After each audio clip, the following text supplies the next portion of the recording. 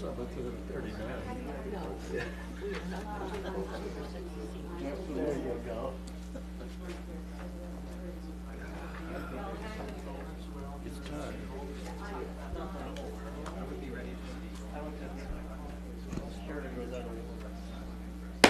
We all stand and please for the Pledge of Allegiance. Mr. Reverend, please lead us in the pledge. I pledge of allegiance to the flag of the United States of America and to the republic for which it stands, one nation, under God, indivisible, with liberty and justice for all. Thank you very much. I hereby call to order the February 16, 2017 public hearing of the City of Prescott's Board of Adjustment. The board members present this morning, to my left, Stephen Silvernail. To my right is George Wyatt. We have Raymond Everett, Johnny Forker, and Tony Teeters. My name is James DiRienzo. I'm the chair. This is an open public hearing and is being taped and recorded and videotaped by the city. The proceedings are being televised by representatives of the public media, the public, local cable, and our radio stations, and may also be broadcast. The number of board members present today is 6. It will require 4 as a majority vote for an approval. All parties wishing to be heard on this issue are required to raise their hand and be recognized by the chair prior to speaking. Because there are so many people here today, I would prefer that you have a particular spokesperson if you have a certain item that you want to discuss, or we can certainly have you come up. But as a time-consuming and a standard practice for us, if you can select a person or persons to represent your particular issue, because I'm pretty sure most of you have the same issues. Is that okay? Speakers will be expected to state their name and for the record so that we know who they are speaking and able to contact them at a later date. Please turn off all cell phones or electronic devices. If you haven't done so, please sign in on the sign-in sheet so we can contact you at a further time. Let me recognize a few people in the audience this morning. We have Tom Geis, who's the Director of the Community Planning. We have Matt Petracki, who's representing the Legal Department. George Worley is also from the Community Development Department. And we have Frank Hall, who's going to be representing the city and giving us the information that we need on the screen. Then we have Darla Eastman, our competent administrative assistant. Anyone else we have here? Oh, Councilman Greg Lazell with his hat on and his glasses. We can't see him, but he is here this morning. So, oh, you can sit up there, Greg, but I guess you're afraid of us this morning. Okay. I don't blame him. You don't blame him. Okay, so the first item on the agenda this morning is to approve the July 21st, 2016 minutes. Are there any changes or recommendations to advise, revise, whatever, on the board? I move to approve. We have one motion to approve the minutes. Do we have a second? Second. We have a second. Any further discussion? If not, all in favor of approving the minutes, please raise your hand and say aye. Aye. The minutes are approved unanimously. Our second item on the agenda is the conditional use permit 17-001. And Frank, will you please give us the information on that? Yes, sir. Thank you, Mr. Chairman, members of the board and public. Thank you. We're here to talk about the conditional use permit for a RV park, a recreational vehicle park, contiguous to the Watson Woods Riparian Preserve and State Route 89 between Rosser Road and Prescott Lakes Parkway. The State Route 89 is running generally north and south. Rosser and Watson Woods. And the area highlighted outlined in red are the two subject parcels that are proposed to be developed for the RV park.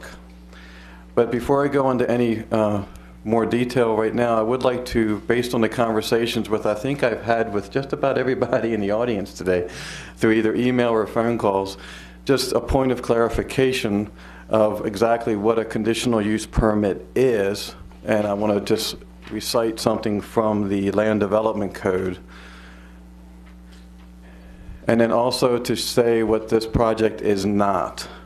I had several people who called me and emailed asking if this was an RV storage yard. It is not. It's a recreational vehicle park for people to stay in, camp in their RVs, not tent camping, but RV camping, and participate in what they do, visiting here as tourists or visitors, enjoying the site. It's not a place for somebody to come and just park an RV or a storage yard type of condition. That would be a permitted use in the limited industrial zoning district, not a conditional use permit for actually having human activity on the site.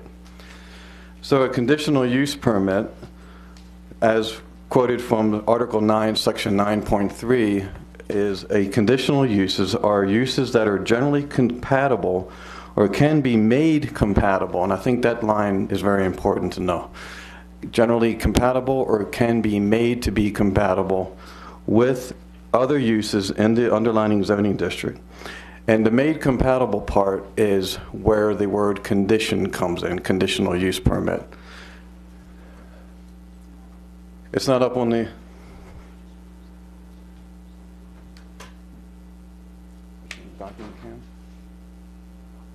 Doc-cam? Okay. So it's a use that's considered allowable with certain conditions, hence the word conditional use permit. Such uses may be permitted on a conditional basis under which additional requirements must be met, including determination of adequate land area and site plan approval by the planning agency.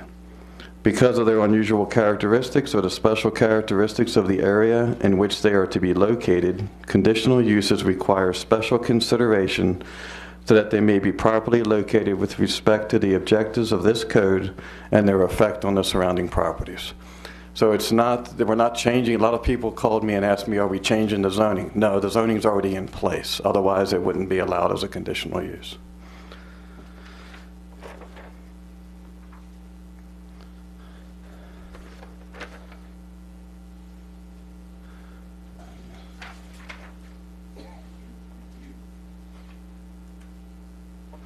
So what is being proposed? What's being proposed is a 71-space recreational vehicle park with accessory buildings to support the park. There are several buildings on the site right now, of which 4 of them will be reused, and I believe 3 of them, 7 total, I believe 3 of them will be raised and removed from the property. The applicant wanted to utilize as many of the facilities as possible that were on the site, including a new community building, and as you can see, the layout of the 71-unit spaces for various sizes of recreational vehicles. Our code requires that there be shower and bathroom facilities within 600 feet of any given space. The applicant is proposing those in 2 locations so that it meets that requirement. Landscaping, the applicant is proposing to preserve as many of the trees as possible, plus add additional trees to the site along the perimeter and near or contiguous to many of the individual RV parking spaces. The entrance will be directly from State Route 89 at the existing signalized intersection with Rosser Street. Many of you know that this is the parking for the Peavine Trail, one parking spot for the Peavine Trail. And the Prescott Creeks building is right here that everybody's familiar with. So that is the intersection, typical signalized intersections, minor improvements will be needed. We do have somebody from the Public Works Department present to discuss any potential changes or improvements to that intersection for the recreational vehicle turning movements.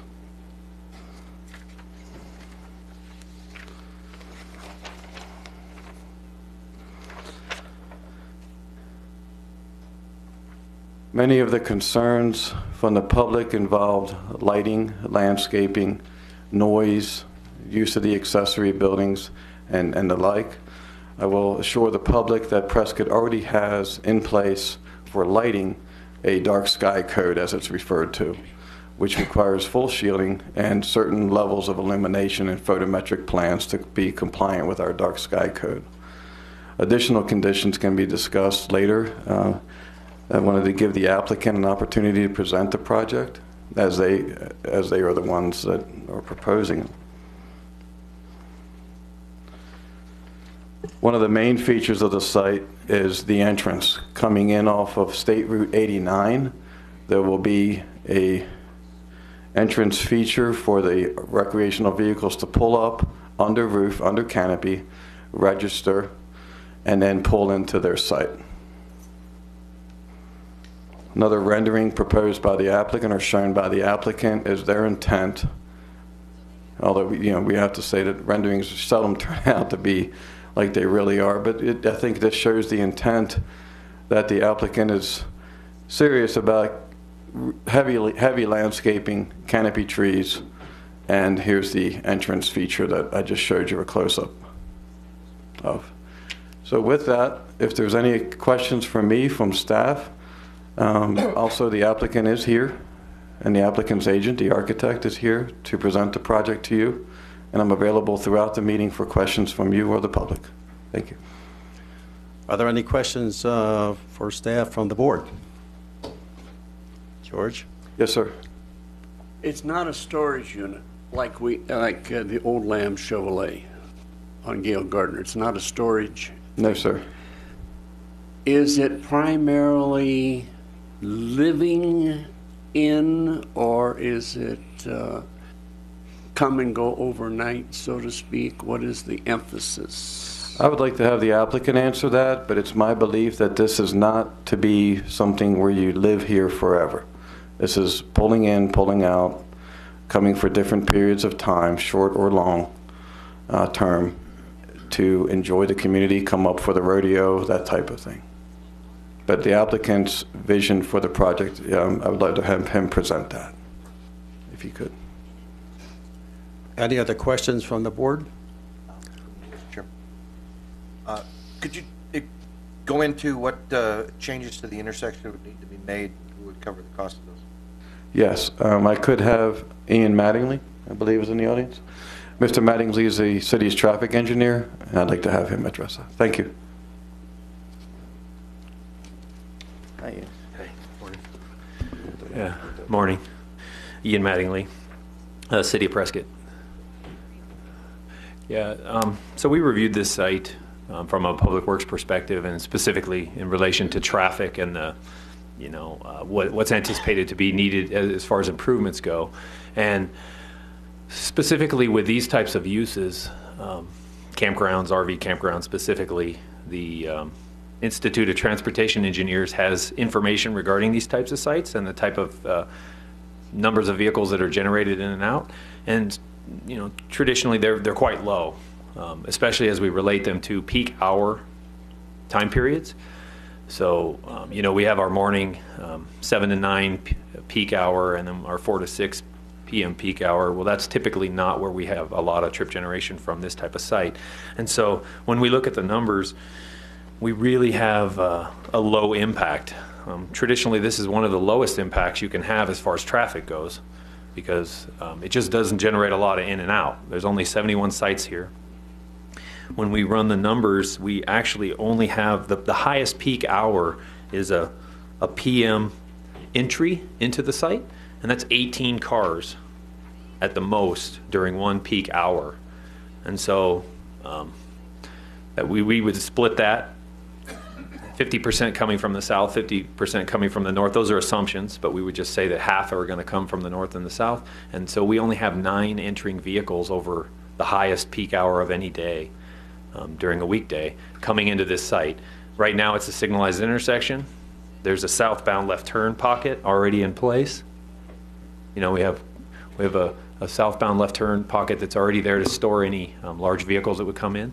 And we do have criteria for what would be the requirements of a right turn pocket, but this does not come anywhere close to meeting those. Whereas, you know, as you come down 89, you have a dedicated right turn pocket onto Rosser Street because of the volumes that are generated there. This would not warrant any type of additional northbound right turn into the site because we only have about half of that. So we have 9 vehicles turning in 1 hour. That's just, and with 2 lanes, people are able to move over. It's just, so there's no improvements required for a right turn pocket. There may be some slight modification of timing on the signal. Right now, most of the timing is provided on the Rosser side, on the main side, the west side of Rosser. And so we probably would adjust some signal timing just to make sure that there's enough clearance time to get the larger vehicles out. But beyond that, it would just be site improvements. You know, we'd probably look at if there's anything needing to be done here, and those improvements would happen during the civil review time when they come in. But realistically, it's pretty much an optimal condition for the site because there's a traffic signal already there to serve them. It's a pretty good site. So the final comment is that we probably would look at adding a crosswalk. You know, right now we have a crosswalk leg, I think, here and then down here. We would probably add the additional crossing here so anybody who was going to walk along the service road could have pedestrian access up to Rosser if they wanted to adult center, just explore the area. Overall, though, we didn't have a lot of comments, and there's not really many requirements because it is such a low use from a traffic standpoint. And I'd be happy to answer any additional questions, though. 71 or 70 plus, whatever. 18 sounds like a very small number to me. Is that, what is that based on? I mean, how serious is that? That sounds very low.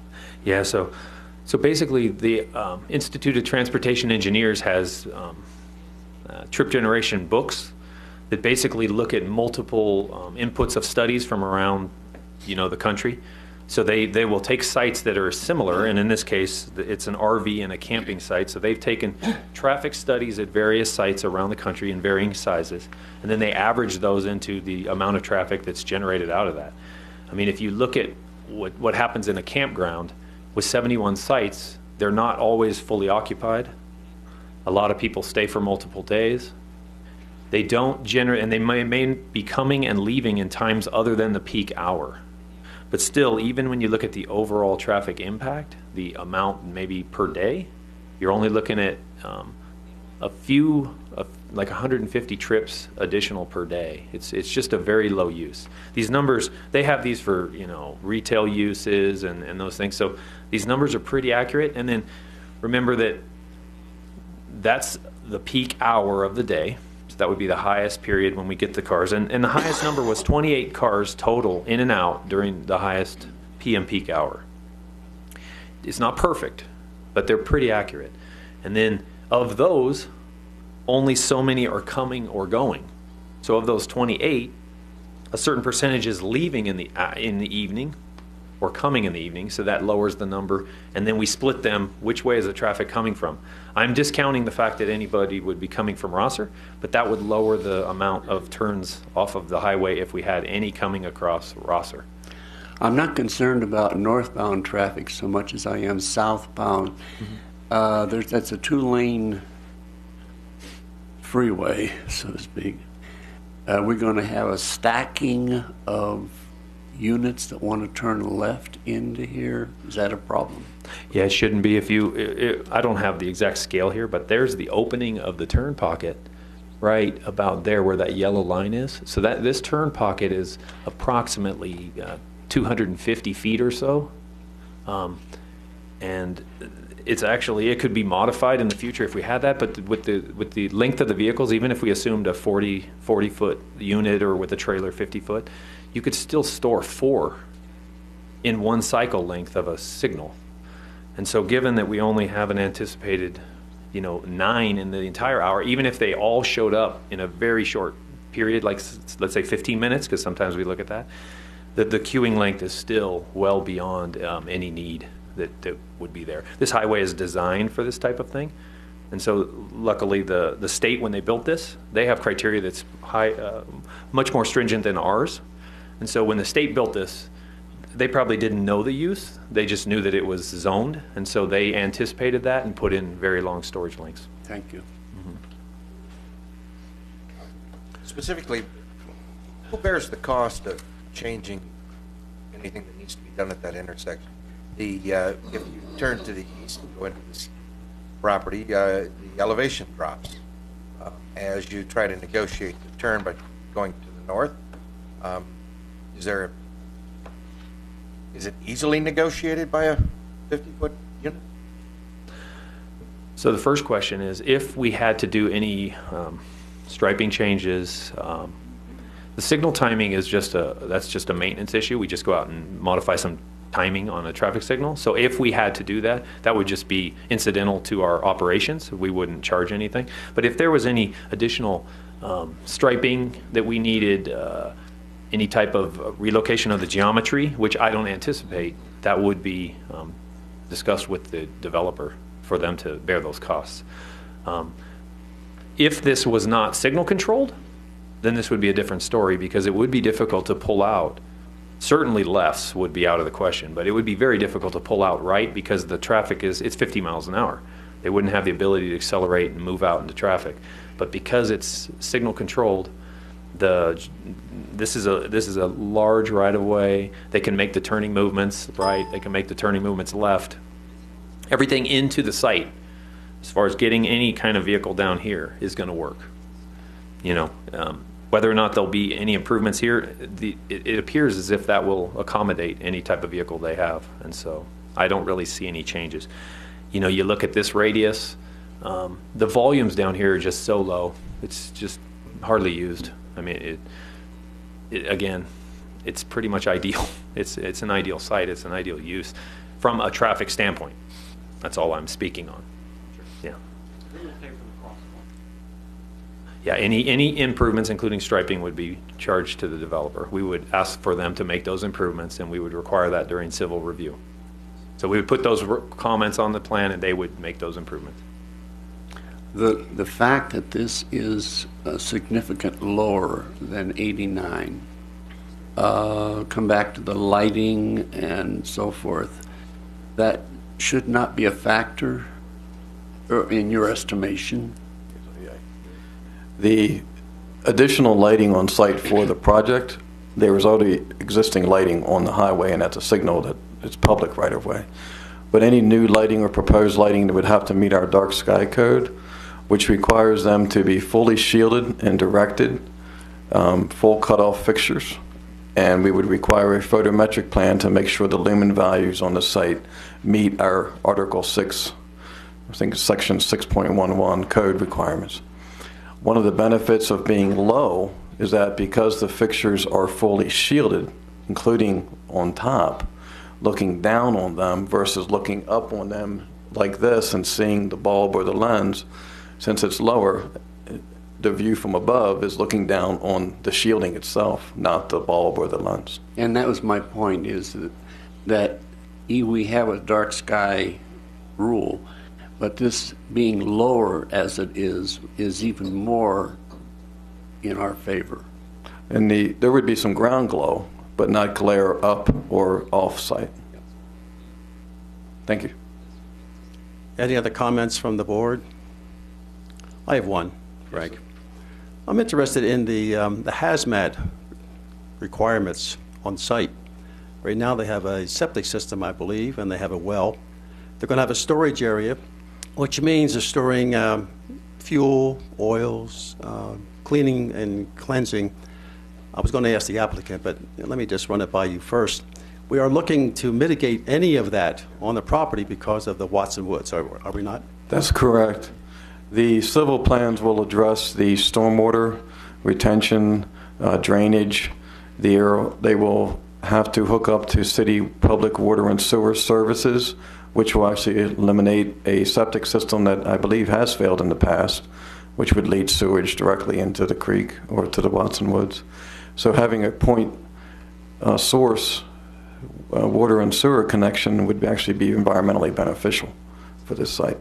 And of course, brown water hookups, black water, any type of maintenance on the vehicles or issues with oil or anything like that would all have to be engineered and reviewed during the civil plan process for protection of the impaired waterway in Watson Woods.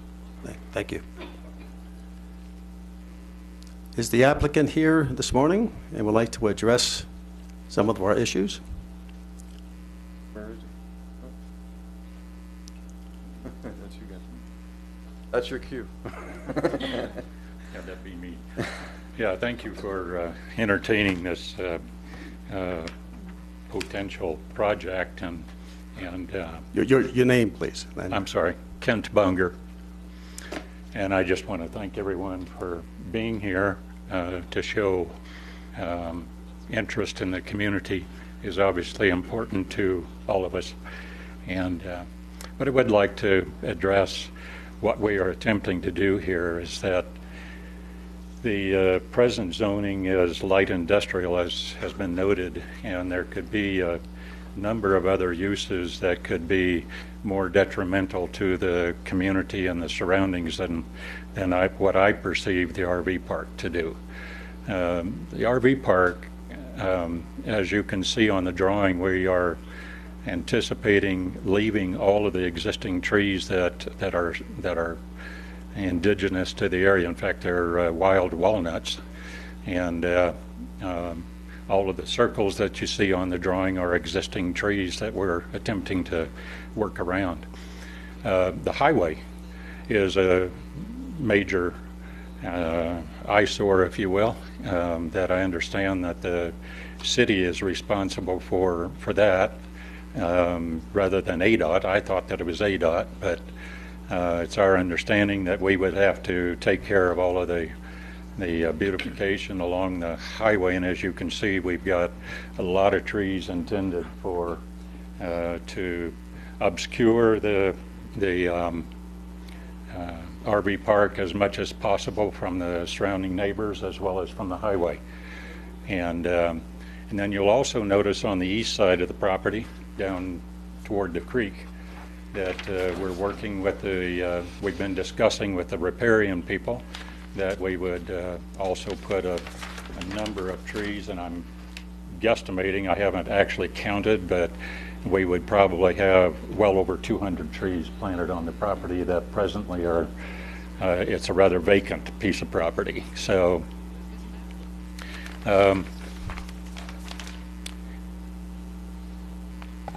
I would like to mention too that I live in this community as well, and I'm equally as interested, just as all of these folks are, of what goes on in our community. And I think, it's my feeling at least, that this could be something very desirable. It's our intent to work closely with the riparian people, and we've had many discussions almost daily with them, in working in concert with them to enhance, if anything, the creek system. And to that regard, it's our intention to charge each of the 71 potential tenants or to ask for a donation of $3 a day that would go to the riparian people. Using that average, I just did an average for the year, and that equates to $80,000 a year that would go to the riparian preserve.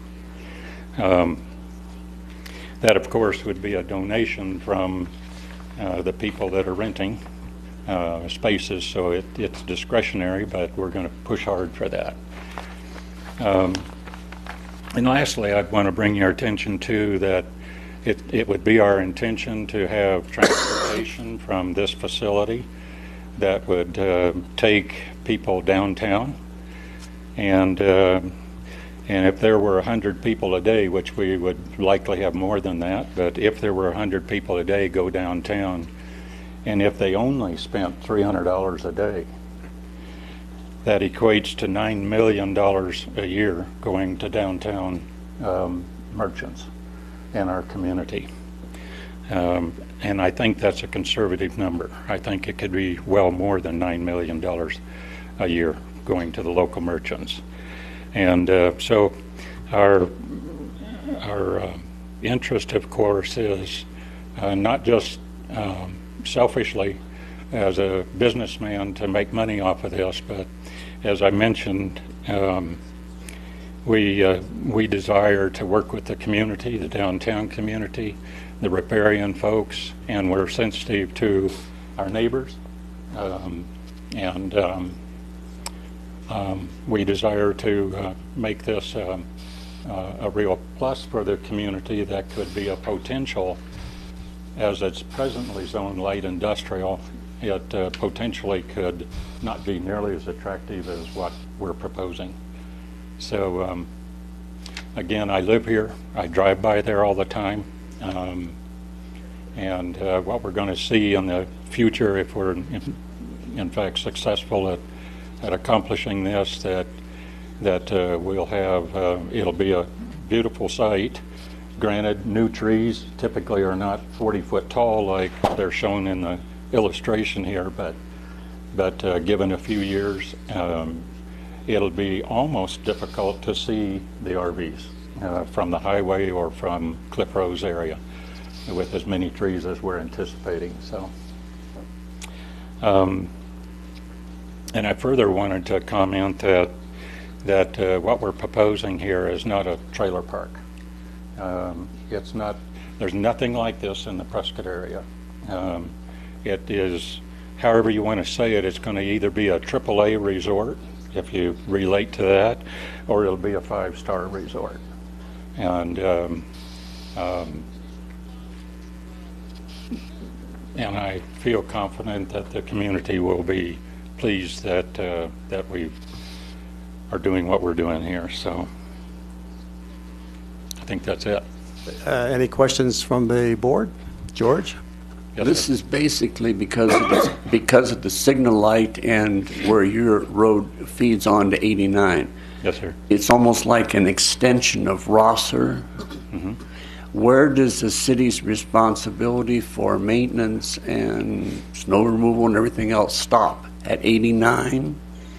That's my understanding, sir. That everything along 89 would be my responsibility. All right. I had hoped that was going to be the city's, but Well, I can imagine. You know, yeah, but- because as it is right now, I wanted to touch on the dark sky issue too. That the land is lower, and it's lower of almost 30 feet from the highway to the level part of the property. So it's quite a bit lower.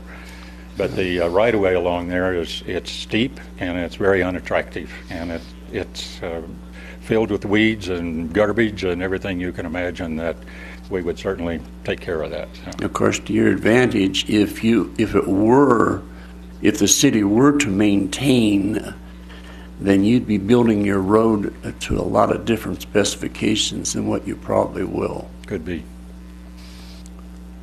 Any other questions from the board? I have one. The on-site communication and management, will that be 24/7? So for instance, if I had an issue as a neighbor in Cliff Rose, who would I call, and who on site would be able to answer that particular concern? Typically, it's someone that has a motorhome, that is staying there, that is handling the day-to-day renting of the spaces, and they would be there 24/7. There would also be a general manager that would be there during daylight hours or typical working hours that people could address. Yeah, because that would certainly, certain would be a concern from the Cliff Rose. If there were noise, lighting issues, or whatever, that they would have someone to at least communicate with Yes, sir. and solve that issue fairly quickly. Mhm. Okay, thank you very much. I'd further comment that we're sensitive about noise as well. We'll be more sensitive to noise than what the Cliff Rose folks will be, because we've got 71 tenants there that they want quiet and they want peace and they want to enjoy the riparian creek system. So we're very sensitive to noise. The first person that would complain would be somebody living on or staying on site. So Any other questions for the applicant from the board? Thank you very much. you're welcome. Is there anyone in the audience who would like to address this issue? And as I mentioned in my opening statement, I would prefer that you had a spokesperson or spokespersons as opposed to having each individual come up and give us the same sort of complaints or comments. So I'll start opening up for general.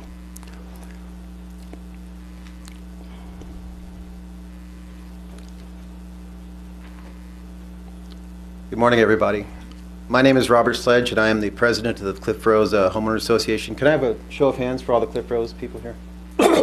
So, significant number of folks. Thank you very much. I'm going to get right to what I think is probably going to be the biggest concern. A lot of things have been addressed, which is great. It lowered the number of questions I have.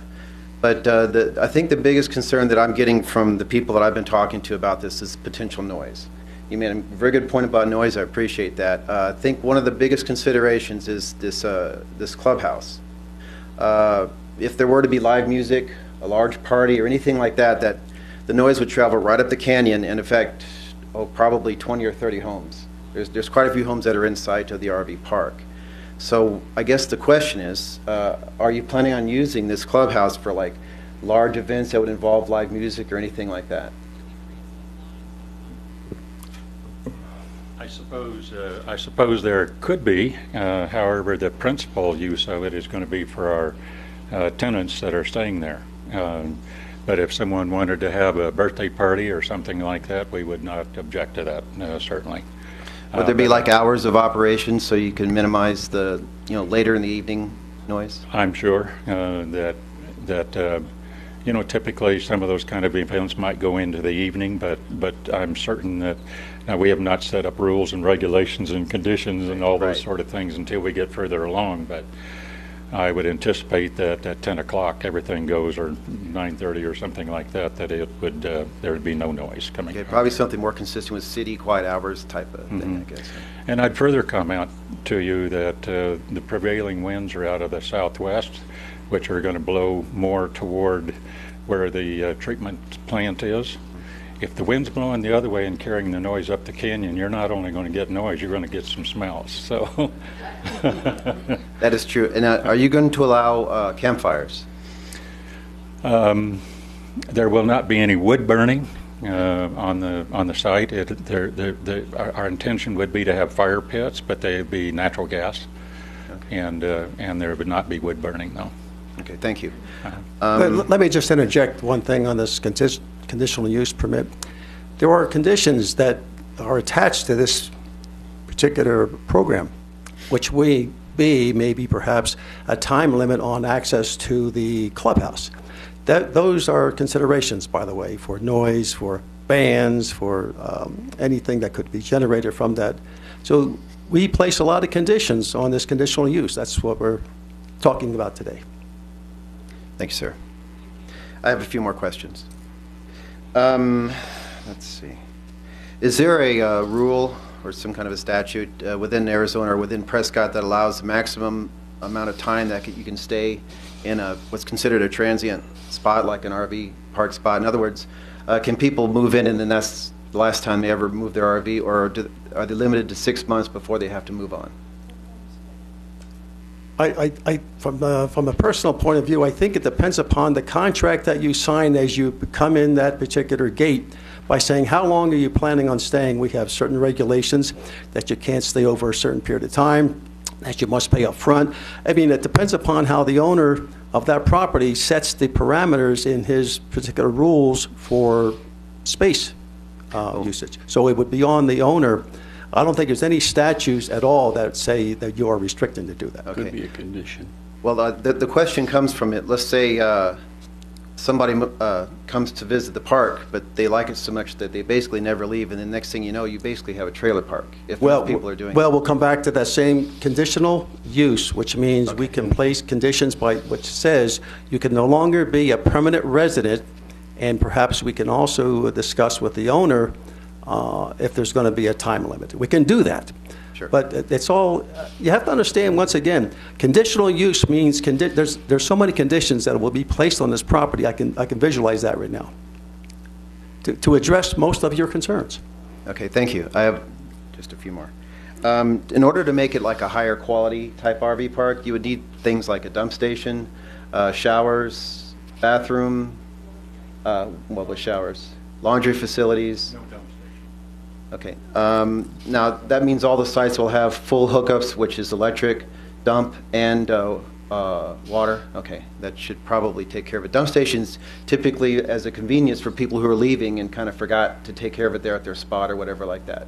But that should still suffice. So showers, with a bathroom with showers, and laundry facilities. That's what you're looking at. And also, I think I remember reading that you're planning on having some kind of like a hot tub jacuzzi type of thing, or some kind of like it certainly wouldn't have a pool. I don't see any place for a pool there, but like some kind of hot tub or jacuzzi or something like that. We don't have a plan for that, Michelle. We contemplated the swimming pool, but we determined that. You have to speak to the microphone so it can be recorded. Yeah, sorry about that. We had contemplated a swimming pool, but determined that wasn't really what we wanted to be about. That most folks that are going to be visiting here are from the Valley or from out of state.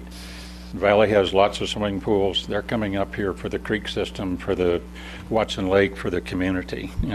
So we felt like a pool would be a distraction. We want them on the trails, not using the swimming pool. No, I understand. It also adds a lot of additional costs Right. for maintenance, et cetera. But that's also one of the things that makes it a higher quality RV park. Mm-hmm. See, what you can do is just, we have some RV parks in the area which are very, basic. Mm-hmm. And this, if you're going to create a higher quality RV park, it basically brings in folks who are willing to spend more, for the sites. Right. And maybe a little more responsible type folks anyway.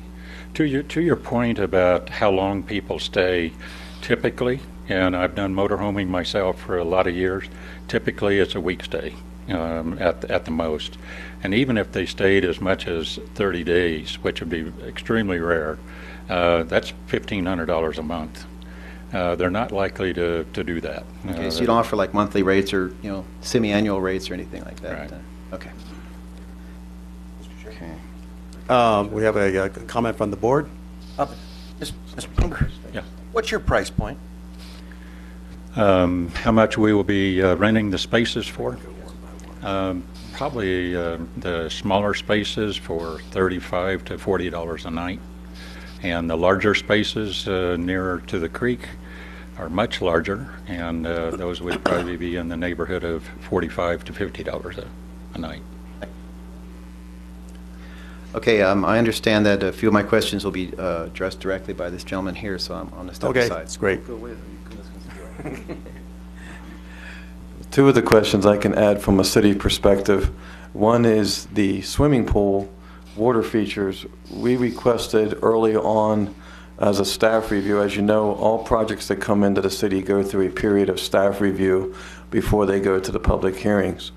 And as part of the water resources policy for water allocation, we discourage strongly the water features for the preservation of the city's water resources, which, as you know, is a very finite amount of allocation we can grant on an annual basis for a project. So the discouragement of the pool and other water features was a result of our policy for water allocation that the city has. The other thing was the 30-day, yes, industrial light zoning. All of our industrial zoning districts do not permit residential uses except for a caretaker's residence. So the concern that it would become a permanent trailer park type of environment, we do not allow residential use, long-term residential use in our industrial zoning districts. But we do allow a caretaker's residence to be there. So when it's our short-term rentals, short-term stays are less than 30 days. So anything less than 30 days is considered short-term. 30 days or more long-term.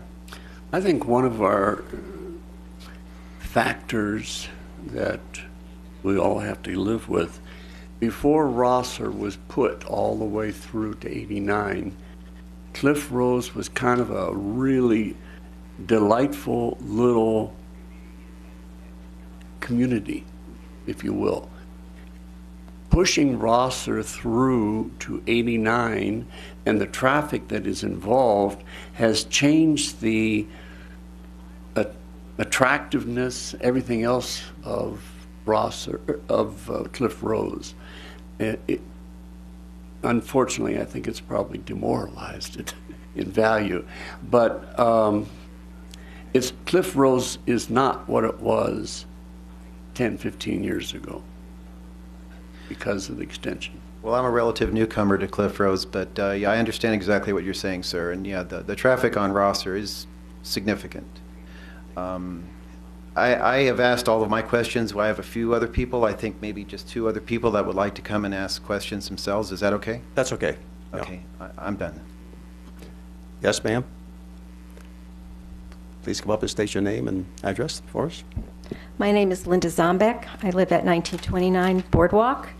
And thank you very much for listening to me. I was very encouraged by the comments from the developer and the planner, and many of my questions have been answered also. I just have a couple of things to say. First of all, I want to say I'm not opposed to this project. I agree that this could be much, much worse for our neighborhood. And with just a few conditions that we're concerned with, I know there's a lot more on the city side, I think that it could be a good partnership between our neighborhood and the developer. My first comment would be about the noise, and just to support Mr. Sledge's comments that it just bounces up those ravines and off the hills, and it's in our yards all the time. I can hear the dogs barking at the Humane Society sometimes, and I live up on top of Boardwalk. So I would just ask, I know that this developer is suggesting that they're not going to that they're going to have a tight hold on the noise that they're going to generate, but I would ask that please be in the CUP, because you never know when they're not going to be in charge anymore and somebody else might take it over. The other thing is that I am concerned with the amenities being rented. And actually, I want to say the noise, what goes on in the community center, I'm assuming wouldn't go outside of the community center. My main concern are the open spaces in the area. I would, excuse me, I've got a cold, and my voice isn't what it usually is. I also wanted to say the views, we are a little unique in that we don't view this development from the side, we view it from on top. So I know there are a lot of trees in there. I appreciate all that the developer's doing, but there's a significant number of sites that still don't have trees on both sides or have trees at all, and I'd really request that there be a few more placed in there so when we're looking down on it, it will still look like the riparian area.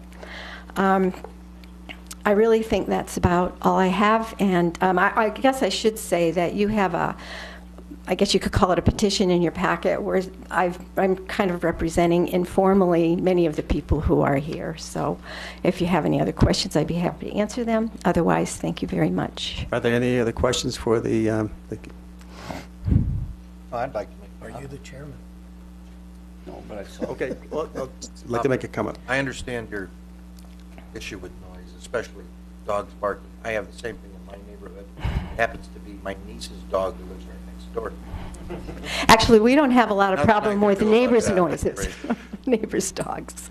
And I guess I would also like to add that I've only been here 6 years, but we consider our community, our neighborhood of Cliff Rose, to be a really wonderful place to live. It's still relatively quiet. The neighbors know each other, we take care of each other, and we really appreciate anything you can do for us to maintain our quality of life as we have it now.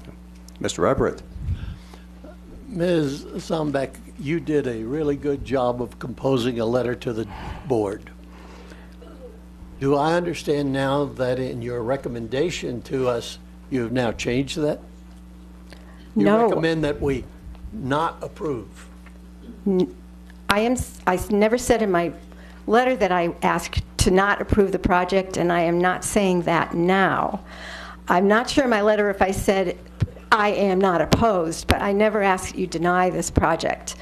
I am saying now that the same thing. I am not requesting that you deny this project. I am just simply saying that these are my concerns.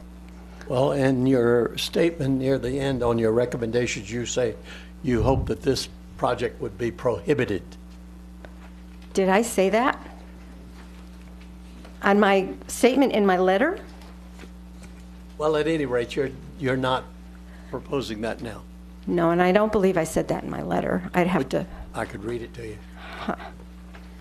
I'm going to make one more statement, and I know it's beating the I don't the dog, see that but in there at all. I think you're looking at the wrong letter. That's okay. We're not going to debate with Okay. it. Yeah. So- Okay. But once again, this is a conditional use, which means there will be so many conditions placed on this property. And it's one of the few times we're going to be putting more conditions on this particular, because of the issues, because it is so close to our residential zone, but it is a light industrial. And when you have light industrial, there will be noise, there will be some lights, and that is just the way it is. But we're going to make every effort, if this passes, to make sure it addresses every one of your concerns to the best of our possible way of doing it. I understand that, and I thank you very much for that.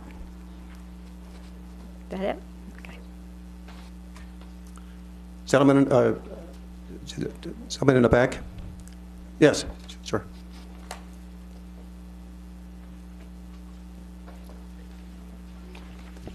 Hi, my name is Michael Bird. I'm the Executive Director for Prescott Creeks Preservation Association. And Prescott Creeks is a nonprofit here in this community. We've been in business for 26 years. We were founded in 1990, and I've been involved with the organization since about 1995. Just wanted to share a couple of our comments. As a nonprofit organization, we have a mission to achieve healthy watersheds and clean waters in central Arizona. We do that for people and wildlife, and we do that through protection, restoration, education, and a little bit of advocacy as well. We have a number of different program areas that all focus on watersheds, helping folks understand those watersheds, helping folks be aware that we have watersheds, and then really thinking about what we want our watershed and our community to be like in the future. And I think most of our work over the years has been boots on the ground, trying to make improvements to our watersheds, specifically through restoration activities at Watson Woods Riparian Preserve. So our interest in this proposed project, I think, may be fairly obvious in that the Watson Woods Riparian Preserve surrounds three sides of this project. So we've, over the years, had a lease agreement with the city since 1995. That comes to maturity in the year 2020. We're currently in discussion with Joe Baines and other city staff about renewal of that lease agreement. So we're looking to the long term with the work that we've done there. It's 126 acres that used to be the city dump before we invented landfills, and it was then mined for sand and gravel. And in the last 20 years, that area has seen a roughly $3 million investment with a combination of federal, state, and local funds to ecologically restore that. Historically, before all those dumps and landfills and those sorts of things, this property featured the riparian forest that we see there today. It was probably different at that point in time. There weren't 40,000 people living upstream, but a significant investment has been made by this community, the state, and we want to ensure that the uses adjacent to the preserve are appropriate and take into consideration the preserve.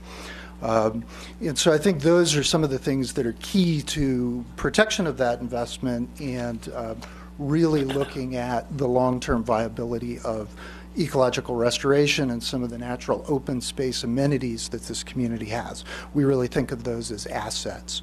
Another interest that we have in the project, just for full disclosure, is we are currently a tenant on this property.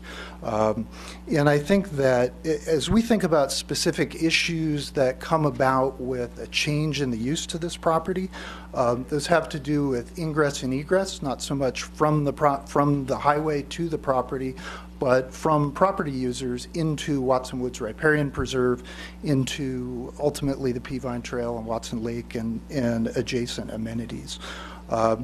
We also have interest in compatible uses.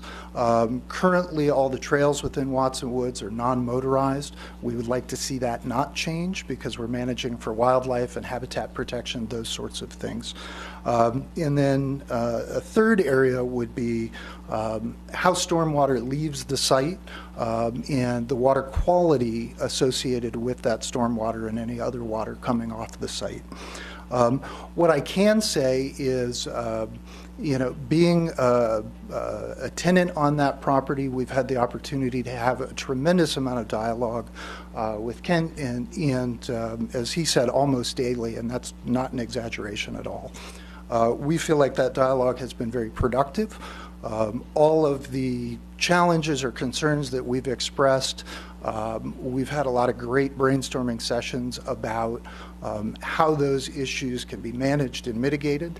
And I don't look for that to change as, potentially if he moves forward in this planning process. I think we'll be able to get down to brass tacks and really find solutions that are mutually beneficial.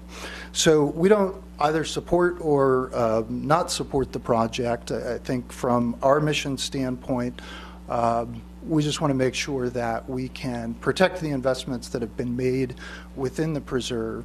And it's my impression that the proposed development and the developer are like-minded in terms of how do we protect that investment.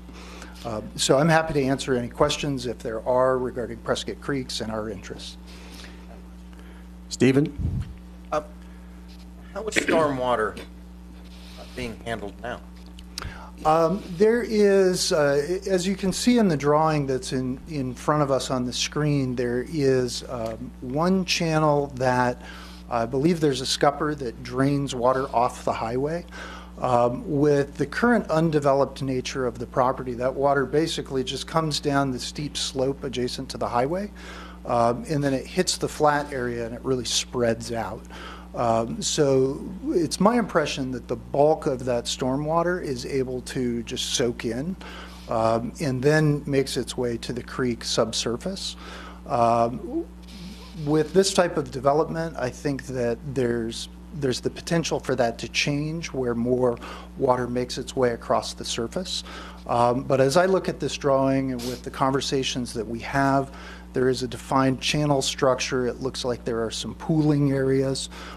We've discussed the potential for looking at those from an engineered perspective where appropriate vegetation could be planted to uptake pollutants that may be in that water and help detain sediment and those sorts of things. So it's early in the planning process. We haven't gotten down to necessarily that level of detail. But as we've discussed that, I think those have been met with a lot of receptivity. Would the development be positive or negative to the watershed? I think if done appropriately, it could be positive. That's one of those things. I think Kent mentioned that with the light industrial, there are a variety of different uses that could occur on this property. I know there's been a lot of issues with the batch plant that periodically operates just to the south. My understanding of light industrial is that another batch plant could be put on that piece of property. And so by compare and contrast, this is leaps and bounds more compatible with a riparian preserve, in my opinion. George? We don't show any access period from this development onto the natural area that you're concerned with. no accesses. Now, we can't stop foot traffic, but there's no regular access. Is that correct? That's correct. My understanding is that the Parks Director had submitted comments in the pre-application phase of the project indicating that it was the city's preference that no additional ingress-egress points be established from this property onto Watson Woods Riparian Preserve. We share that comment, and it's our preference and our intent to have all users, whether they be from this proposed development or just from the community in general, to access the preserve at currently established locations. We've got a location at Rosser Street. There's a primary entrance that's shared with the Peavine Trail, and then there are a couple of trail entrances off the Discovery Trail to the north end of the Riparian Preserve. Thank you. Thank you very much. Okay, thank you for the opportunity to speak. Mr. Wine, if I could also answer that question. Yes. We did receive comments from Recreation Services. It wasn't necessarily that there was no access, but that there be established with the existing access as directed access so that you don't have free, so to speak, willy-nilly access to the riparian preserve to protect it. That is a comment that was accepted by the staff from Recreation Services and put in your staff report, that there be limited access to the riparian preserve so that you don't have people just wandering through and creating unregulated social trails throughout the preserve. Perhaps George can answer this question. Does the trail area in that area permit ATVs and so forth? I can answer that. My name is Joe Baines. I'm the Parks Director for the City of Prescott. All of the city's trail system is non-motorized. Okay, that was my point, because these people quite often have vehicles of that type. Okay, thank you. The other question for the city is, it says here in the conditions, complete civil plan improvements as required. Exactly what are you saying here? Well, actually, sir, I'd like to, that may be a good segue into potential conditions, not to interrupt the public that may still want to speak. We can either do that, or I could discuss potential conditions that staff was considering based on the packet of public comments you received this morning.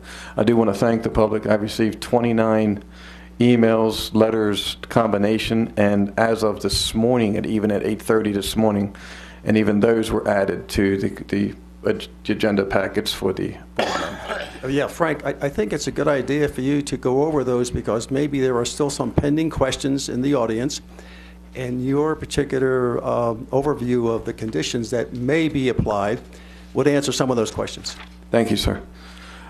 Getting to Mr. Wyand's question about the full civil plans, that doesn't necessarily have to be a condition, because that has to happen anyway.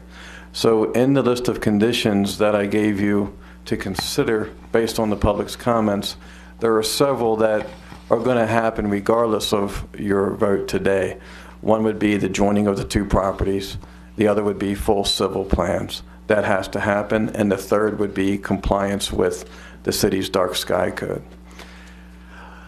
As you know, this list that I prepared, the way the format is, I have the conditional use review criteria are the lettered headings, A, B, C, D, and E, and then I inserted potential conditions for the board to consider.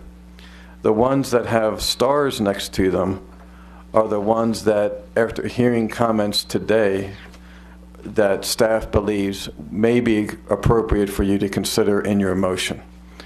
Potential condition 2, as shown on the screen, to limited and direct access to the Watson Woods riparian habitat, and as coordinated with the Prescott Parks and Recreation Department, Recreation Services. And then while we were talking, Mr. Wyant, I hand wrote in non-motorized, which is already not allowed anyway, but that could also be part of the condition. The next one, potential condition 3, that on-site management is present at all times and/or contact information is displayed on site at all times. This was the chairman's comment earlier about how will the public be able to contact somebody if there's an issue of concern. External impacts minimized. The potential condition for this one is, of course, full compliance with the dark sky code of Article 6, Section 6.11 of the Land Development Code. This will have to be done anyway, but to reaffirm it in a motion would not be inappropriate to consider.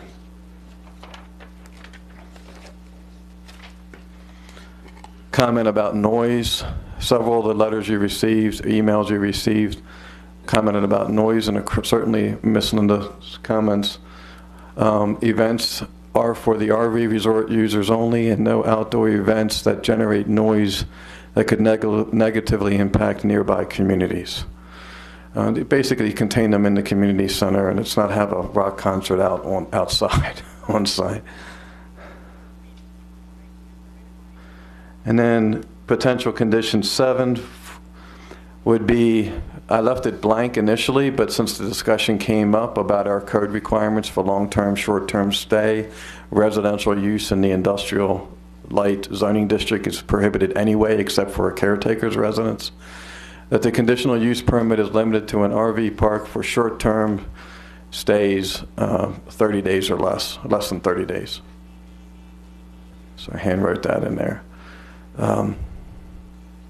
So those are just potential conditions for the board to consider and for the public's consumption based on comments I received from either phone calls or emails from the public. The only thing I have question there is 30 days continuous or yearly? I mean, come and go and whatever. Come and go would be fine. I mean, I could come to an RV park and stay for 25 days, leave for a month, and I liked it so much I can come back. That's what I want. It's contiguous, absolutely.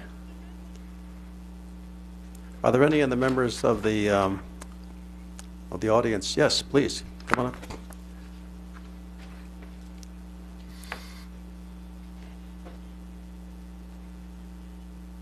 Thank you. My name's Bill Rathman. I live on Ventnor Circle in Cliff Rose, and I probably uniquely am the person in the audience that can see this entire property from my deck. And my biggest concern is the dark skies. The largest current light that I can see is the downlight that shines directly on the granite surface of the juvenile home, and it's a billboard.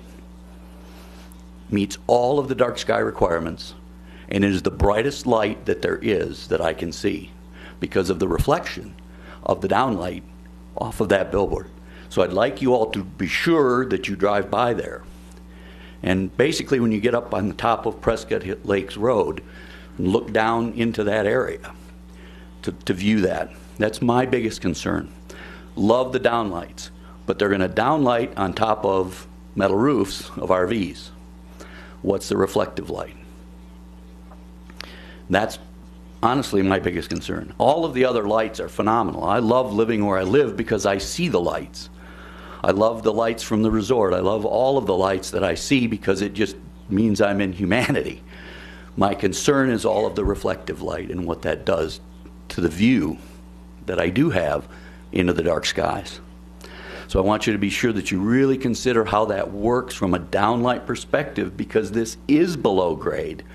So reflective light's going to be very important relative to particularly the people that live in Cliff Rose.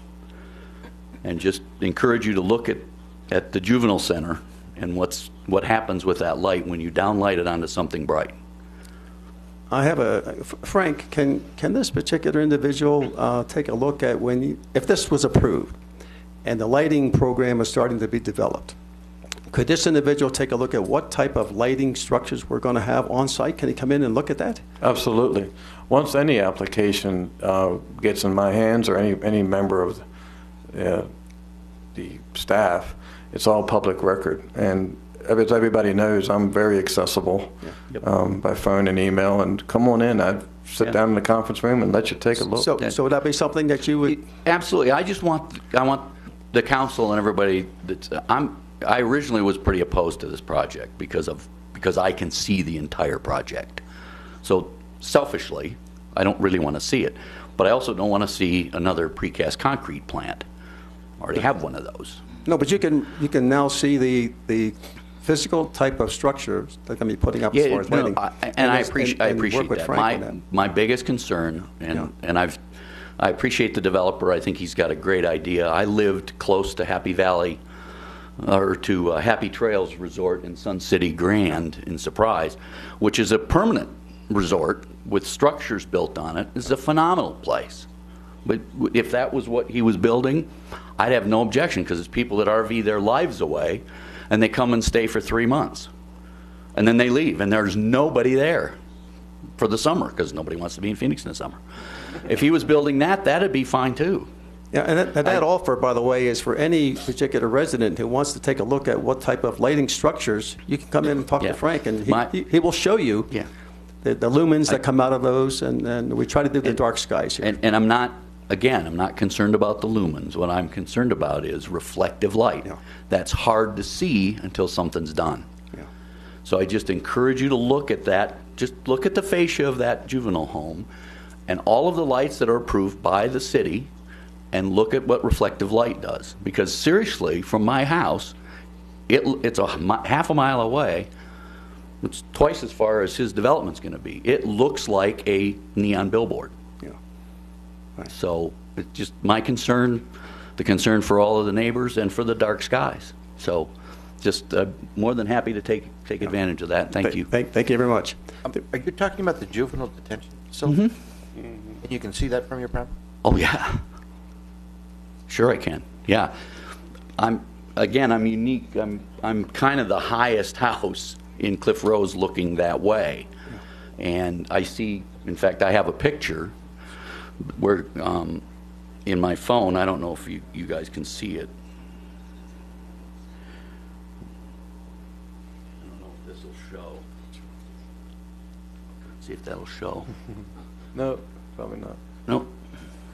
I like the modem. Thanks. I like the rainbow. Yeah, no, it doesn't show. But right across there, that right there is all of the property that we're talking about developing. And I see the entire property from my deck. One thing about the lighting for I'm not complaining, that's why I bought the house. Think about the lighting for the detention center.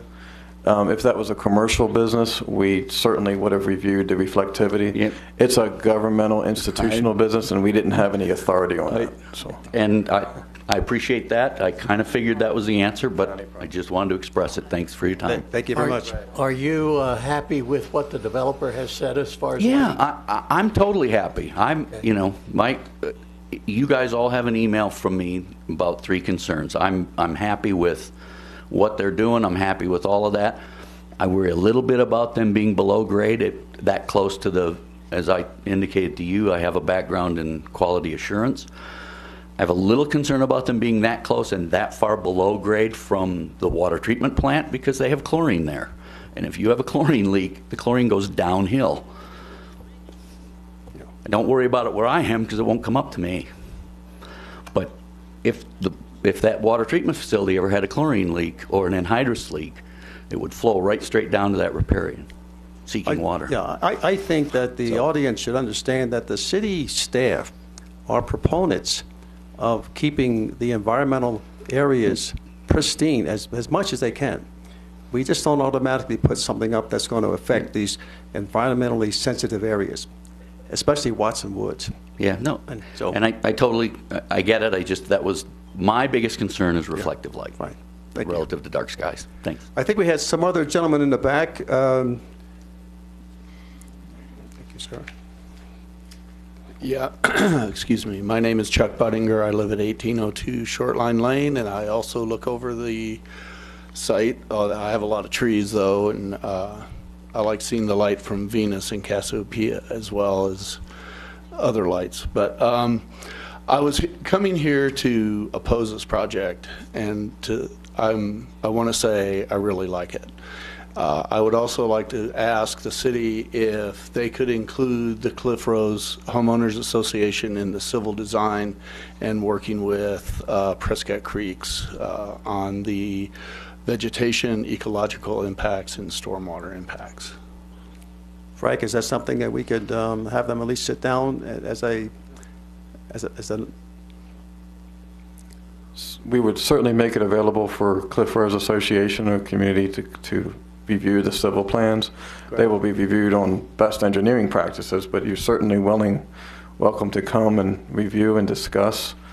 Come as a group or individual, make appointments so I can make sure I can serve you the best. Okay. No, just as long as the homeowners association stays in the loop on the Sure. civil end of it. Absolutely. Thank you. Thank you. Thank you very much. Yes, you can. Relative to the iPhone image of the property with the rainbow on it, that if I can find that pot of gold at the end of it, I'm going to donate it to the riparian folks. So. Thank you very much. Are there any other comments from the public? Those in the audience? Mr. Chairman, is there anyone absolutely opposed to the project?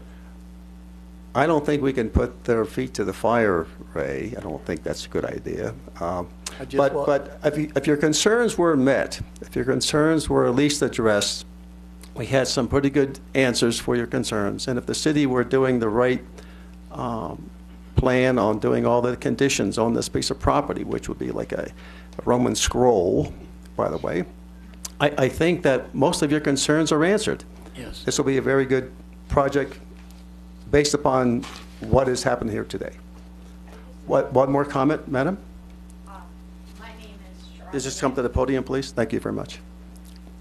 My name is Charlotte Anthony. I live at 1804 Shortline, and just to follow up with Chuck's comments, he wanted to know if Prescott Creeks could be operating in conjunction with the building of this also,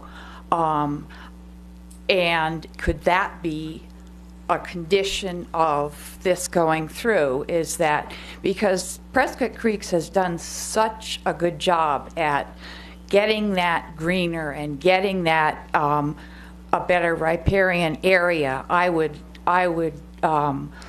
love to see them work with the owner in developing this, and just an assurance that, because they know what they're doing.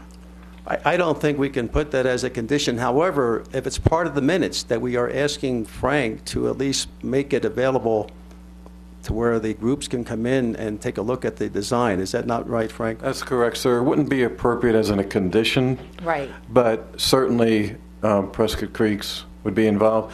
What I like is that Prescott Creeks mentioned earlier that nearly on a daily basis they've already been working with the developer. So I think that relationship is already established. Yeah, that was, I was relieved to see that Prescott Creeks is doing that. I would just like a little bit of assurance that they'll continue to do that. I know you can't. Maybe I could ask. Well, I'm sure Michael. the input will be taken by Frank seriously during the discussions when they come in to review the design plans, if in fact this is approved. Mm-hmm. So, and Frank will work with those organizations that have an interest. Other than that, I think it's a great project. Thank you very much. Very good. Are there any other questions for any individuals in the public audience or of staff from the board? If not, one more comment, sir? If you don't mind, sir, I wanted to comment about the 30-day comment. I'm anticipating that, or hoping might be a better word, that a lot of Canadians, Washingtonians, Oregonians, Idahoans will stay here in the wintertime. And I think that's highly likely with our mild climate. It's very likely that those folks are looking for a longer stay than 30 days. And so what I would propose that you all consider is that there be restrictions on the site rather than on the number of days, restricting it where they don't look like they have moved in with their doghouse and their whirligigs and their whatever to make it look like a residence. That so whether they are there or we rent it to somebody else, there's still going to be an RV there. Yes, but there's a 30-day requirement now on the books, which says that you can't have that in this particular industrial site. So that's changing those regulations, which I don't think is going to happen. So maybe what they need to do, being facetious, is to drive out and come back in again, and they start over again. And I mean, that's a little crazy, but that's how you get around some of the requirements, the federal requirements, the state requirements, the local requirements. But we're not going to change that 30. I'm pretty sure, Frank, we won't change the 30. That's a code requirement for the limited industrial, industrial light zoning district. Yeah, right. For all industrial light zoning, so that would require a zoning change. Okay, great. So, Frank, with the conditional use permit, if we chose to say 60 days was the limit, it would in effect have no effect? Correct. I think that's a code requirement. Yes. Any other comments from the board? If not, I will entertain a motion. I move to approve the conditional use permit 17-1001. We have a with the conditions. Well, you have to read the conditions. Well, I think that if we could move and eat this apple one bite at a time and go through the each of the proposed conditions and adopt or not, that would be rather handy. I don't necessarily agree with the timeline. However, I don't think that's within our purview. So whether we include that or not, I think. Okay, so you're saying we should have the motion on each individual condition that's going to be applied to the conditional use? Yes. I would suggest that we approve. Mr. Chairman, if we could, I'm sorry, sir. If we could, based on advice I'm hearing from our legal team here, if we could have that discussion now on the possible conditions, and then have a motion, one motion that's clean, adopting certain conditions. Is there any of the conditions that are objectionable to the board? Mr. Chairman, I think they are very good and well done.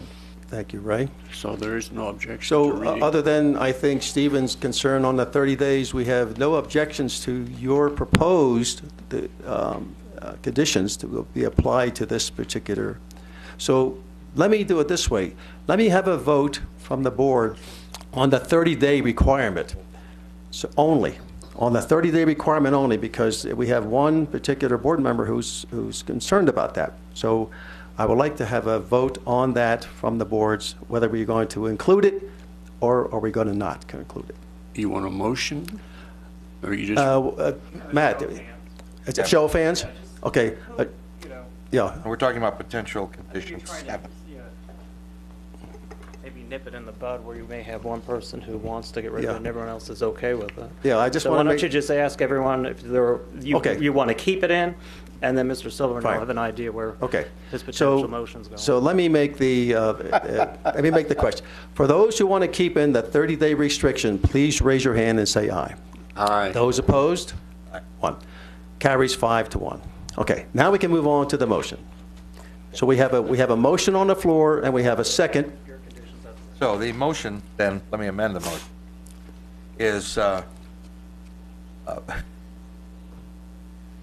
lost my train. It just went right out of sight. If you're inclined, a substitute motion. It was. You can't amend it. Fine. Let me withdraw it then. Okay. Parliamentarian. If the second will. Yes, will the second? Thank you. I move to approve the conditional use permit 17-001 with the following conditions as outlined by staff. Connection of the city Prescott sewer and water utilities, and the elimination of the septic system and wells. Condition 2, limited and directed access to the Watson Woods riparian habitat as coordinated with Prescott Parks and Recreation Department. Potential condition 3, on-site management present at all times and or contact information on display on site at all times. Condition 4, full compliance with dark sky code of Article 6, Section 6.11 of the Land Development Code. Potential condition 5, events for the RV resort users only, and no outdoor events that generate noise negatively impact nearby communities. Condition 6, complete civil plan improvements as required by the Department of Public Works. Condition 7, the conditional use permit limited to an RV park for short term, 30 days or less. And 8, two parcels encompassing the project must be joined administratively with a replat application. Okay, now we have a motion on the floor with all of the conditions. Do we have a second? Second. Is there any further discussion by the board? If none, I call for the vote. All those in favor of the conditional use permit with the conditions as outlined, please raise your hand and say aye. Aye. All those opposed, please raise your hand and say nay. The motion carries unanimously. Is there something would you like to say, sir? I would like to get a little clarity about the community center. Our principal objective with the community center, it's necessary to have that for our tenants, if you will, to be able to use that. However, we would like to get a little clarity about, we'd also like to be able to offer that on a limited basis to some of the outside community. It's not that large, but we would like to be able to offer that to be able to use on occasion for other uses than simply the RV park. Let me recommend then that you design a format of what you would prefer to have as far as something to comply with this conditional use. Give it to Frank and see whether you can't just adjust that to make sure it complies with this conditional use. So timing, the types of noise that might be generated, the number of people, the number of parking. But the format should be given to Frank as exactly what you would like to have done at that community center. Okay. And then the city would then decide whether it meets this particular conditional use and or not. Okay. But that is worked through Frank. Mr. Is that right, Chairman, Frank? may I consult real quick?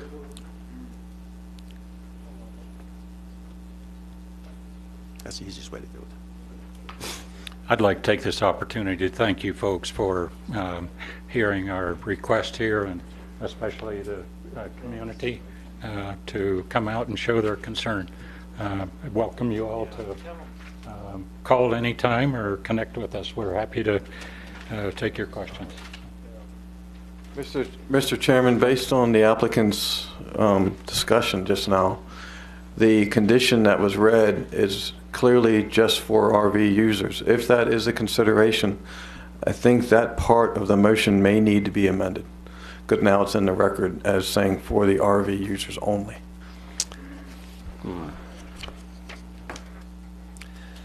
So let's go. I personally think that that's not an issue with some kind of limited use of the facility, and quite honestly, it's a benefit to the community. So I have no issue with revising that motion, even though it's now passed. So I'm at loss as to how we correct that. If you're interested in correcting it, you can do a motion to reconsider that last motion. And so that's the first motion you make, move to reconsider the motion just made. It's got to get a second, it's got to get a majority vote, and then you can go back into discussion on a new motion that'll clarify that, if that's something you're interested in doing.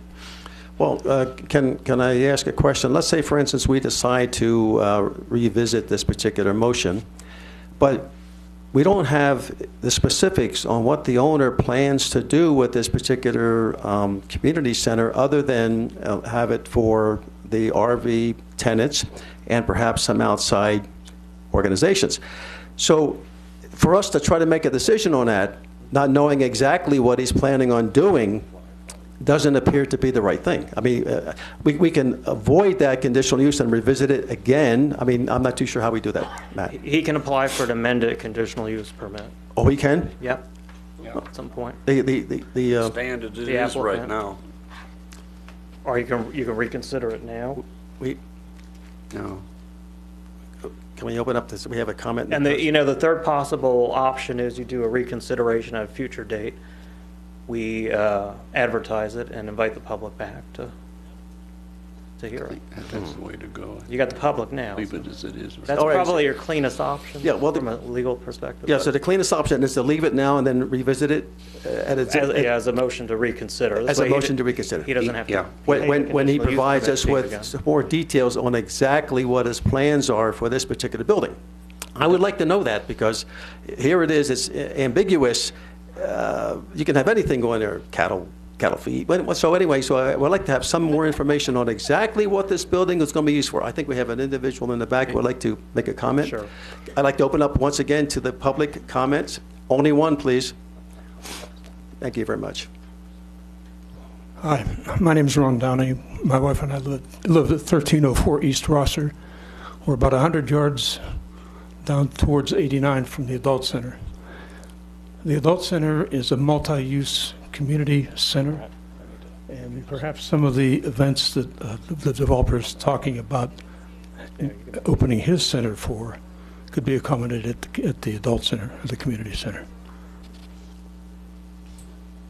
That might remove the problem.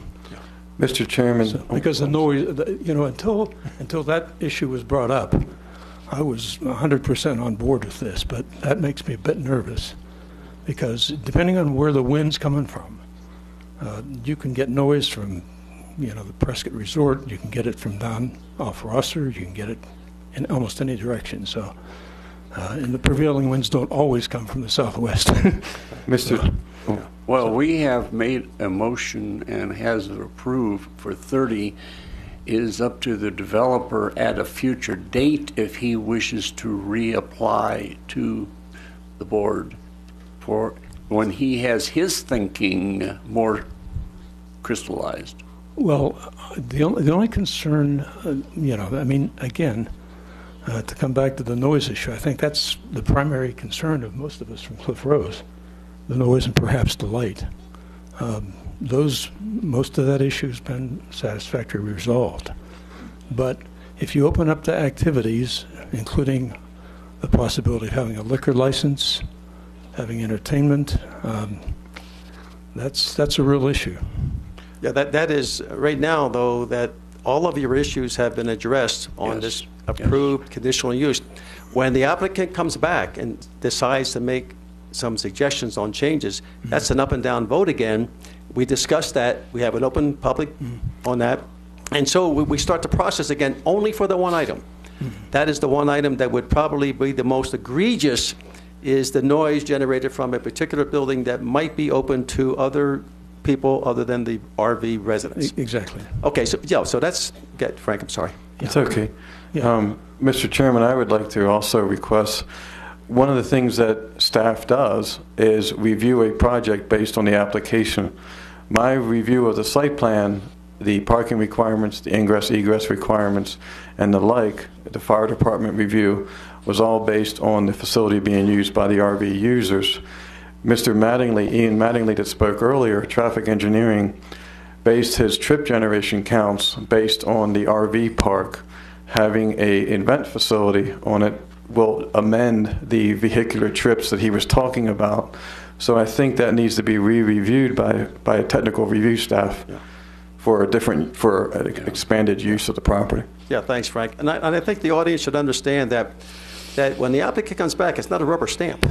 It is not a rubber stamp. If we think that the particular approval of the site doesn't require that to continue, he doesn't get it.